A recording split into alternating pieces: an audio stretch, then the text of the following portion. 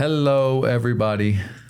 Welcome to the Saving Humanity podcast. We're back with my friend Rochelle Rutherford, and this is going to blow you away, and it's going to be awesome. Thank you for having me. We're back. We're back for an episode that I wanted to have because someone who you genuinely can become enriched from, learn from, and I think will be an inspiration to those watching this podcast right now. Rochelle, we met, and it was just a awesome conversation. So kind. You had such a kindness. You had such a very just open energy, and you do so much. But when it comes to your mindset and how you engage with folks, where did you get that from? Is that something that you've developed over time? Have you always sort of had this personality, or is it something that you've cultivated? Well, that's a really great question. Some may or may not know. I think that genuinely that's who I am. But oftentimes when we have life experiences, we can close off that part of ourselves. And I know for me, as a young teenager,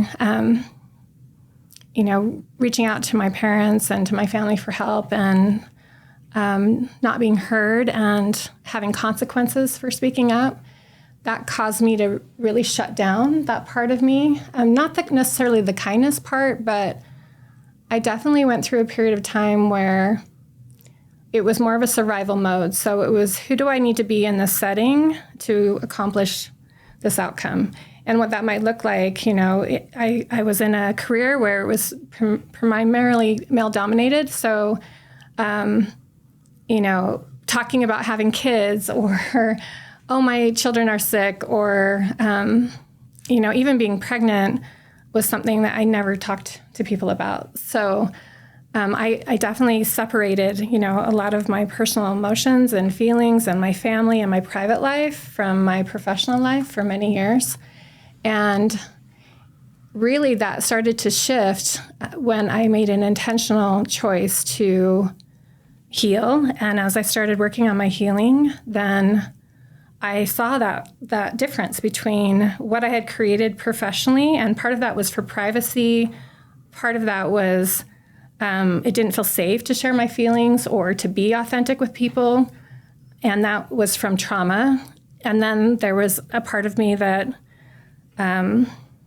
was very much that way at home and with my children. And so I saw these two worlds, and I intentionally started to intertwine those together. And that was a very deliberate, intentional process. And it was kind of scary. It was scary at first. And that was probably about maybe 15 years ago that I started really working on intentionally sharing my thoughts and feelings in meetings or in interactions. And the same with my personal life, sharing more about the things that I was involved in with work. And so I think that genuinely and uniquely, the essence of who you met is who I am and who I've always been. But sometimes we have situations in life that change us. And I'm just really grateful I found my way back to myself. And the reason I want to even speak with you and come up here and do it is you are who you say you are. You do have that kindness that you share with your fellow man, and I can tell you have worked a lot on yourself. You're a very disciplined individual. The energy wave you've created is powerful. You have a big energy, and you're very. Did you, when you were younger, did you sort of have like, I'm gonna do this, and this, and you had these things you were always looking forward to doing? Or like you said, within the last 15 years, did you sort of step up? And when folks talk about, because when folks talk about, like, when I have a lot of female friends, I've had women on the Saving Humanity podcast, and I try to make it where it's folks I know, their energy wave, and and I should say Rochelle is my friend. And so when I said Rochelle, obviously I knew her name, and I should say I've known her for at least a while now. And so when folks say things, sometimes it's cliche, sometimes it's cool to say when it's like, oh, I was in this field, but I was, when you say it, it's sincere and I believe it. Like when you say you were in a man's field and you felt stifled, you were in a man's field. Some people, I think, could say things and it's for political reasons or to try to gain an advantage or to alienate one group. When you say it, I actually do believe that. Like when you tell me, when I was younger, I didn't really feel like I could flow. I didn't feel like I was taken serious and all those kind of things. When you say that, I take it to heart because I know who you are and how you treat people and sort of what your intentions in your world and how you want to engage with your fellow man are. Did you, when you were younger, did you have this dream of like being a career person? Did you grow up and just want to get married, have children? What's sort of because it's fascinating to me, like how you are sincerely, and there's so much I can learn from you. We were talking about that. How did you evolve to this? And when you were younger, what was your mindset and what was like the turning point, if there was one, for you to say, okay, now I'm going to be a business, person who's changing the world? Well, really great question. A very thoughtful question, actually. So I have to say that I'm really grateful. My father taught me a lot about work ethic. My father worked in construction, and I actually started working on construction sites when I was 5. Wow. And so if you can imagine being a young girl and standing out like a sore thumb on a construction child. Well, first of all, because I'm a child, but secondly, because I'm this little girl, and he had an incredible work ethic and would work really long days. And so I think that I became a workhorse, at least as far as my pain tolerance, from a very young age. And I was also very competitive. And I think my father brought out that competitive spirit, probably was more for my benefit, not as much for my brother, but he would always have my brother and I kind of compete against each other. He was a roofing contractor. And so when we would carry bundles of shingles up a steep roof, which I started at age 8. Yeah, so that's amazing. Or if we would do tile roofs and we'd carry, we'd have to unload the pallet and set them, so far apart from each other. And so we'd see how many, tiles that we could carry up a roof. And, my father would joke around with my brother, oh, she can carry more than you, and I'm sure that didn't serve him well with his self-esteem. But for me, I think it made me think like, well, I'm strong. I can be strong. I can do things that men can do, not because men or women, aren't strong in their individual ways, but I didn't ever look at myself as less than, or that I couldn't accomplish the same type of thing. So I think work ethic was kind of first and foremost. I always was a really driven person. I played basketball in high school, and I always tried to get really good grades. So I always had a pretty high standard for myself of what output I wanted to put into the world. And then when it came to a career, I knew I wanted to be a mother, but I knew motherhood was hard work. And so I wasn't someone that would, just jump into getting married and having children. I definitely took my time, and I took having children and being a mother very seriously. I actually waited 5 years because I took care of my siblings for a long time, and I knew motherhood wasn't easy. And so I wanted to be really deliberate and intentional that I was, emotionally and physically and financially ready to make that choice. So I would say that's something I always wanted to do. But as a young teenager, when I found myself homeless and abandoned and not having financial resources, I realized at a young age that was just something that I needed to do to provide for myself, and I needed to take care of myself. And so I wouldn't say that necessarily there was a particular goal as far as accomplishing a career milestone or whatnot, but every day that I showed up to work, I always gave my very best. So I had a philosophy of if I'm going to be there for 8 hours a day, they're going to get the very best version of me. And I think when you show up that way, you automatically succeed. You know, if you're always in that mindset, then I think you naturally start to rise to the top. You lead, you know, because you're headed down your own path. And I also found in work settings, you know, as far as working in a male-dominated field, I wasn't afraid to work with men because I spent most of my life around men growing up, right? And I was used to being the odd one out. And I didn't take it as, you know, something that I needed to prove as a woman. I never felt like I was a victim to even financially what I could achieve compared to a man. I've never saw myself in a victim mentality that way. More observant. So if I knew that I'm going to be the only woman in this boardroom with 12 other men, I might as well just own my presence and own my being, and you know, and wear an amazing suit because it makes me feel confident, and walk into the room like I own the place, you know, because if you're going to be unique and you're going to stand out, you might as well just own it and embrace it. And so I always looked at that as not a negative thing, but a positive thing, and to use it to my advantage. I think we talked about this before. Could you touch on being a teenager, sort of being homeless, and you know, from that to where you are now, and we even talked about this. Like, success is not the financial aspect, but the success relative to you can control your emotions. To you really have awesome people around you that you've built, and then what that process was like, and sort of what would you tell that little girl that's homeless now? So as a teenager, I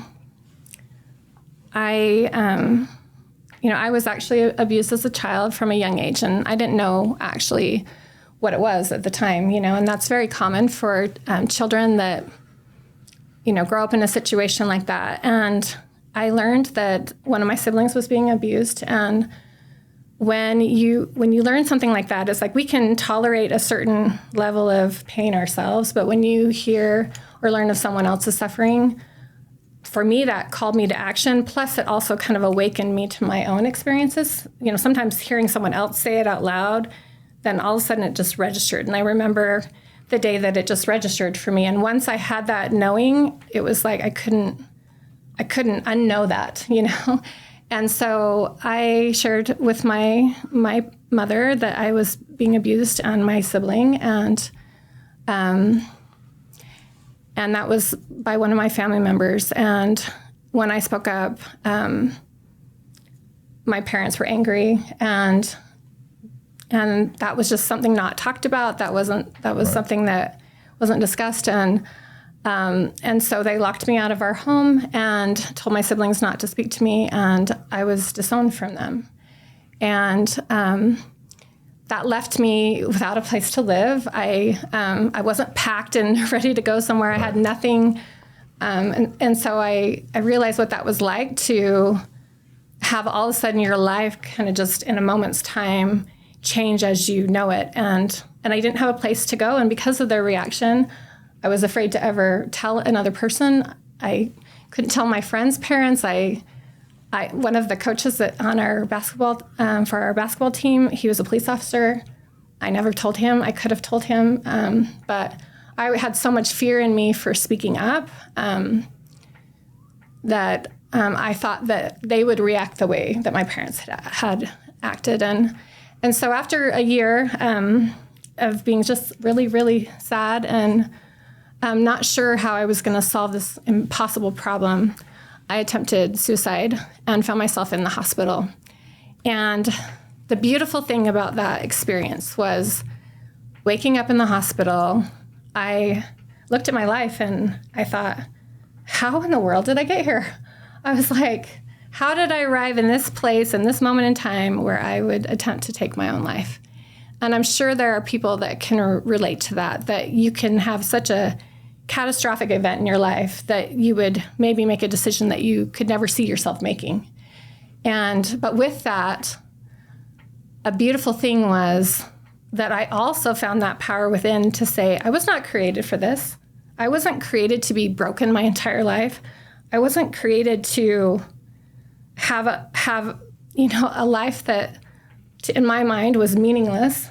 And I made the decision in that moment that I would surrender to my experience, that I would accept that this was my new reality. And that was one of the things I was really struggling with that past year, was I was just trying to make sense in my mind how that event took place. How would my parents disown me? How could I have said it different? I had spent a year just processing. But great power came when I decided that I get to be the creator of my life. I get to decide how I want to live, and that if by some way I could surrender to those experiences, and then I would be willing at that time to suffer those experiences. But in doing so, I wanted to make my suffering count. I wanted to make it matter. And that was when I was 16. And at that moment, I think that's the turning point in my life where everything became intentional, everything that I did. And also, there was a piece of me, and I've been reflecting on recently, that because when you have someone of authority and you have someone who's taught you your whole life, and then all of a sudden they behave in a way that you would not expect, what other things did they tell me that maybe aren't true? Right. And why that was powerful for me was not to be disrespectful to them, or that parents don't have all the knowledge and care about their children, but to me, it was like, they don't get to create the rules anymore. And you know what? The world doesn't get to create the rules either. Right. And that's where I think in my mind, I encompass that impossible mindset of challenging beliefs, challenging, whether that was on my physical fitness, whether that was speaking out about child sexual abuse, whether that was reaching to a new career height, whether that was being a CEO with 6 kids, all the things that the world would say that's impossible. I decided just to stack up those impossible things so that the world would know through my example that they can too accomplish anything that they think would be impossible for them to accomplish. And not only can I do it once in one area, I can do it in multiple areas across the board. And that's not to make some statement that I'm better than anyone else, but it's to shatter belief systems that people would put on themselves or on others. So I've worked with teenage girls who have committed suicide and who have at least self-harmed, and it's amazing the inspiration I know people have drawn from what you just told us, because that is unbelievable. I mean, the crises in someone's brain, and teenagers too, their frontal lobe's not developed, so they're not rationally thinking clearly. But the crisis that someone feels to actually commit suicide, and here in Utah, it's actually, it's a thing, and so that's real. No matter what, like, to actually do that is a real heaviness that someone wears, and the fact that you've just overcome it from a mentality standpoint, and you have that sort of frame of mind of which you engage with the world is awesome. But also, like, the actual things that you've done, what helps you be so, and this is the productive aspect of your life. Yeah. What helps you with that productivity? Obviously discipline and habits, but like, is it like you just will not fail? Do you just, like, how do you not stay up and procrastinate at night? Those are even I have, like, how are you disciplined to put your phone down? How are you disciplined to go and work out even when you don't want to? What helps you in your mind to be the person that you want to be? I think we're all human beings. We all procrastinate. I know. Yeah, I did school for 11 years, and I procrastinated way too many times. Right. So I can relate to that. But I think for me, what I'm trying to achieve takes priority over short-term, like, feelings and emotions. And I'm not always perfect at it, but once I decide that this is where I want to go, and I understand the why do I want this, then you have to really decide, do I really want it? And am I willing to pay the price that it's going to take? And you have to make it a priority. I can't tell you how many times my children have seen me go to the gym at midnight. And they're all, they're all like summertime. I'm chilling, ready to watch a family movie, and I want to be there with them. That's where I would like to be. Right. But I also know that all those little tiny wins add up into a big win. And so if I stay at it and I do the work, then over time there's going to be a positive outcome. And I also think that I've built a capacity over time to do many hard things at once, and that takes time to build that endurance. But most importantly, I remember my why and why it's important to me, and that gives me the motivation to keep going. And I think that a lot of times in today's world, we want short wins. Like we want to have it all the first go around. We're not willing to pay the price of discomfort or failure. I've failed so many times. Like, a lot of people don't know, but my first attempt at college, because I was trying to pay my own rent, I was trying to work. I was still in high school, and I enrolled into college at the same time. Yeah. And I failed my first 3 classes in college, but I had made a promise to my God and my Creator that I would finish my schooling, because that was the path that He awakened me to. Of this is how you get out of your current situation of not being able to provide for yourself. This is the path, and so since He shared with me the path, then I knew like that's what I had to achieve to change my circumstances. That's what His promise was to me. And it took 11 years to get through that process. Awesome. And I had to go back and try and reattempt when, I was finished with high school and I was married and I had a little bit of a support system. Then I could attempt it again. And then I had success the second time around. So sometimes it's our circumstances, it's our mindset, it's recognizing where the potential points of failure can be, and when you line those things up, you can succeed.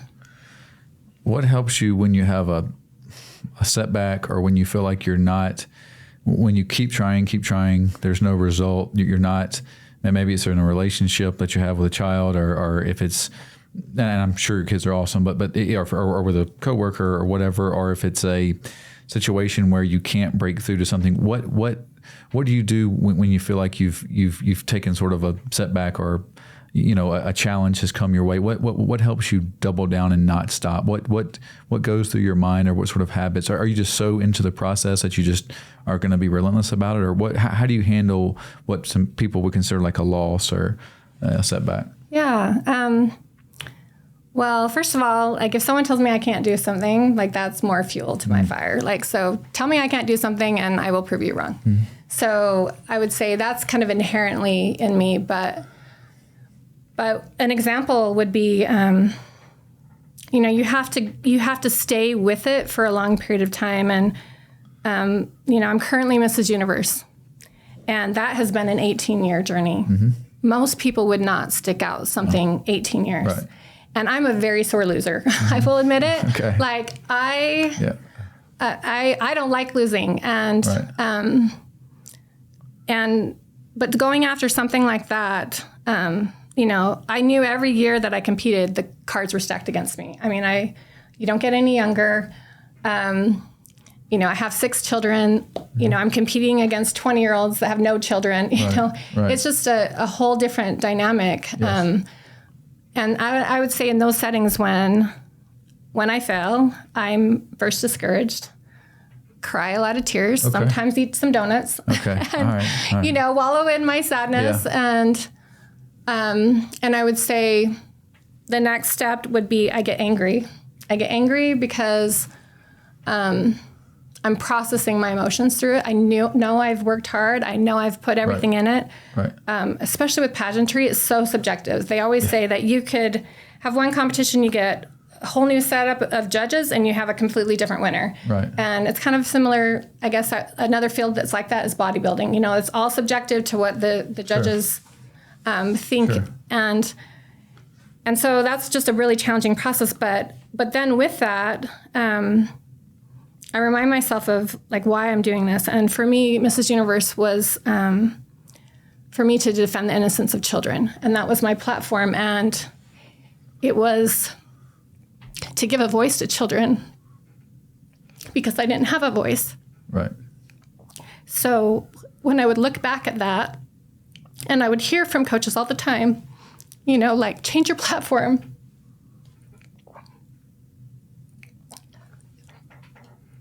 And if you changed it, you could win, because 18 years ago, it wasn't popular to talk about those things. It's not popular even now, but it's better now, you know, than what it was. And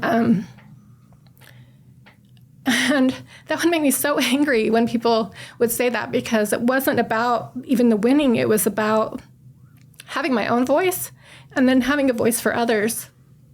And so when you have like a really deep-seated why, it's amazing what you can put yourself through. It's amazing how many times you can attempt and fail, but you can learn and grow. And I learned that once I could do that, once I could share freely and I'd have permission to use my voice, then I could use my voice in almost any setting. And I would say that's true. It was an internal healing journey that I went through. It showed up in a path of a pageant, but a lot of goals that we go through and we work towards, one of the most important things I would say is making and keeping promises to yourself. And a lot of us don't do that. We'll keep promises to other people all the time. So true. But when we tell ourselves, hey, we're going to go do something, you know, if you don't go and do that thing, or you don't show up for yourself, we should be asking ourselves why. Like, why did I not show up for myself? Right. Why am I making excuses? Either you really don't want it, and that's okay. It's okay to arrive to something and say, I guess I didn't want this as bad as I thought I did, or I'm not prioritizing it. But once you really know your why, I mean, I don't think there's anything that can stop you. Can you, going back to when you were a teenager, I guess there's two people I'd like for you to sort of, because you've been in this situation, I guess the great thing is like you try to learn from people who have actually been in a situation, and maybe when people are going through a stressful time, what would you tell the girl when you were 16 years old, a couple of days before you committed suicide, attempted to commit suicide, obviously? What would you tell that person, that 16-year-old girl, and then what would you tell someone who has been abused or even actively being abused? What would you tell them? That girl who felt like her only way out was death, and then maybe someone who's been abused who needs help releasing some of the trauma, if that's possible, to as much as we can, and then also perhaps, you know, someone who's in a situation. Sort of, what advice now, looking back, would you tell yourself and also someone who's in a similar situation? Well, first and foremost, if you've been abused and you're processing all of those emotions and those feelings, you have a right to your feelings.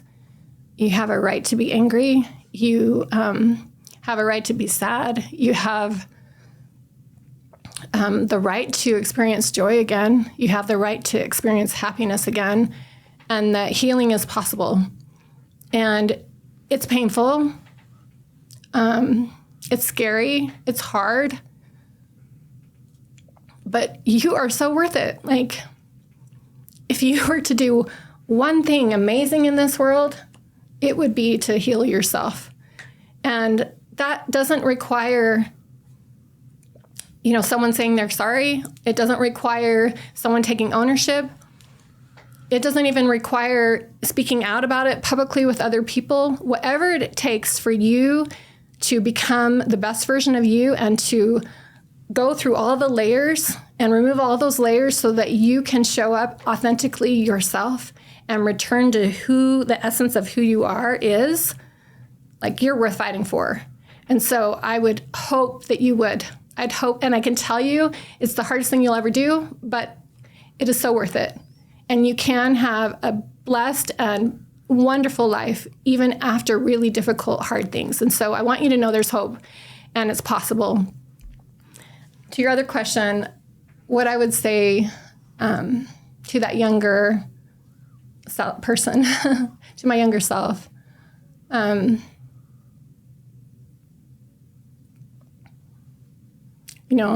Other people's actions and choices don't create your worth and your value. The actions of others doesn't determine whether you're lovable, Right.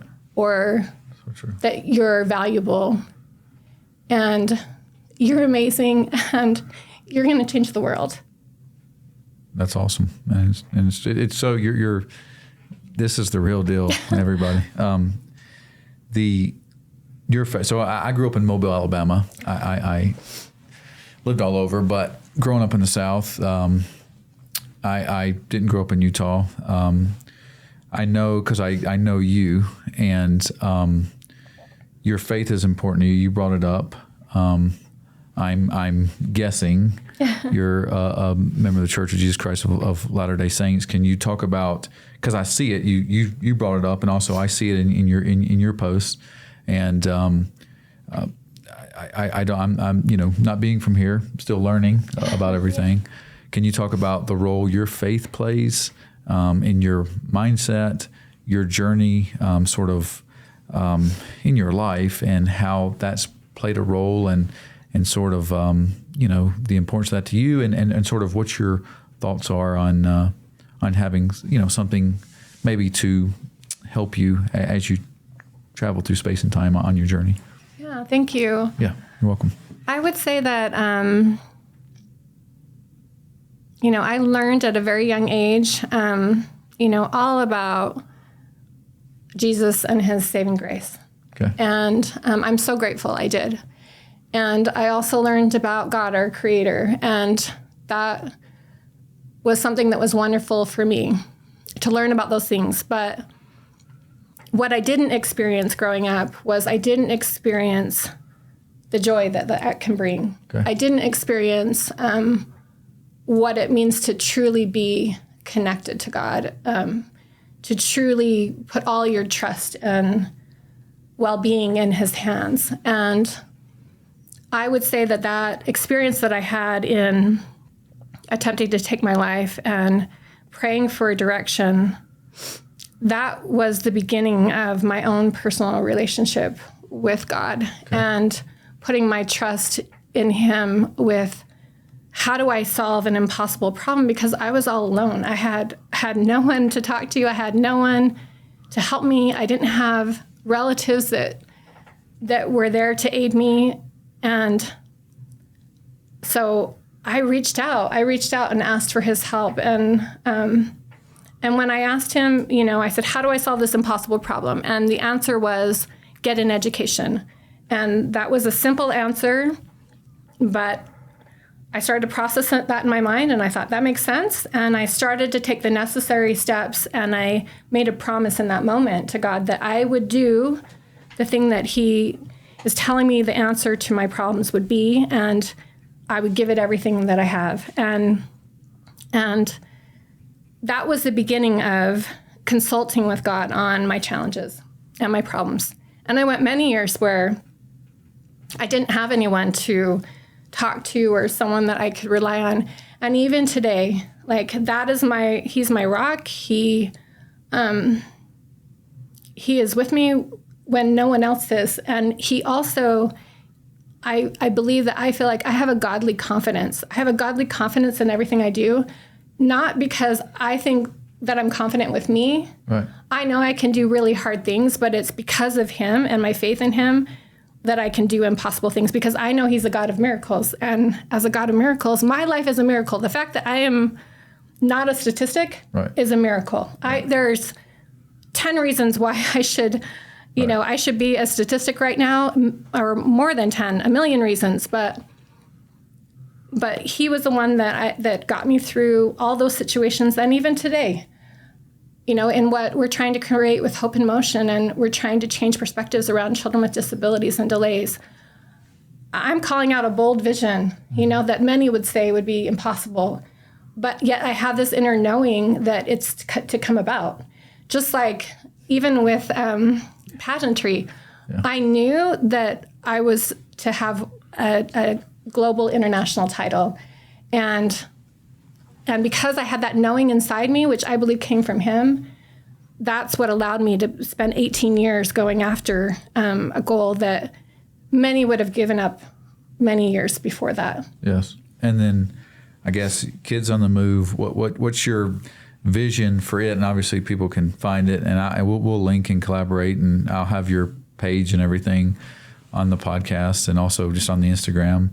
What's your vision for it in the next 10 to 15 years? Like, what's your why now? Like, what is your why for even doing this podcast right now? Like, what's your overall, if there was, obviously things change with time, you course correct, but in general, what's your goal in 10, 15 years for? Yeah, for Kids on the Move, I have a bold vision for Kids on the Move. Kids on the Move, we work with children with disabilities and delays, over 3,000 children every single year. And our organization's been around for 40 years. So before I came to Kids on the Move, we stayed about the same size. We were doing great work, and we were blessing the community. There's hundreds of thousands of children over the last 40 years that we've blessed.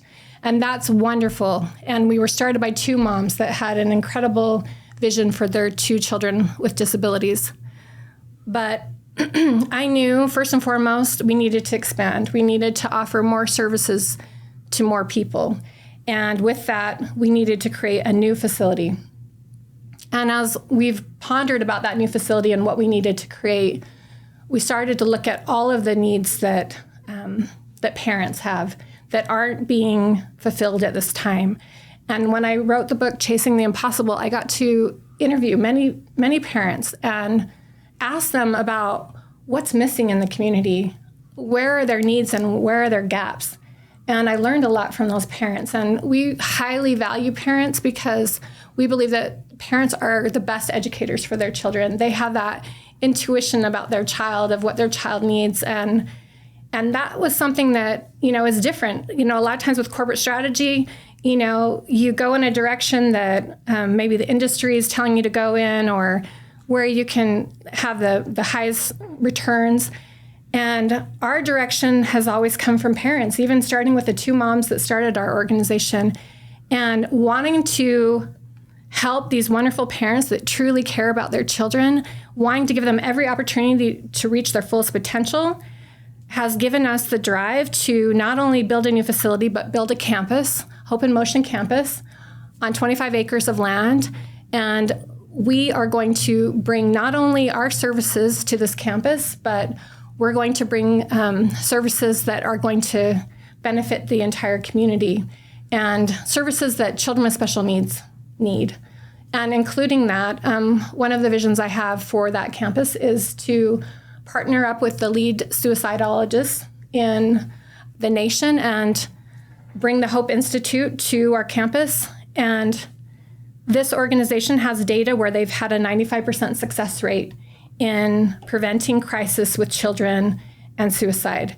And when I think of parents in need, I can't think of a more desperate situation than having a child that is going through crisis, and they know, like, if I get this wrong, right, that could be the difference whether my child lives or doesn't live. And and so to me, that's something that's very, very important, as well as mental health services, as well as simple things that people don't think about, like a child with autism trying to get their hair cut, or going to the dentist, and how impactful that is of an experience, as well as support for the parents and giving them respite care and time for a break. And so we have a bold vision to create this campus. We want it to be an international hub where we can bring individuals from all throughout the world to come and see our expertise, to learn from us, to learn about therapy, have the latest and greatest therapies available, and lean on our 40 years experience to help bring solutions to the world.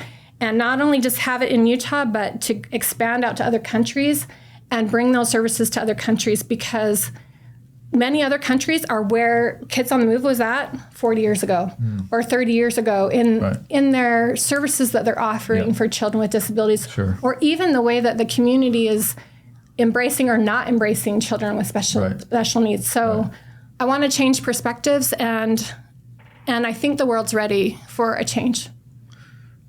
thank you for being on the Saving Humanity podcast. You're Absolutely. awesome. Thank you. I know this was a value to me, like unbelievably, and to those who are engaging and watching it. I know it was, you could feel the energy. So thank you so much. I appreciate your Thank you time. so much. Thanks. Yes, ma'am.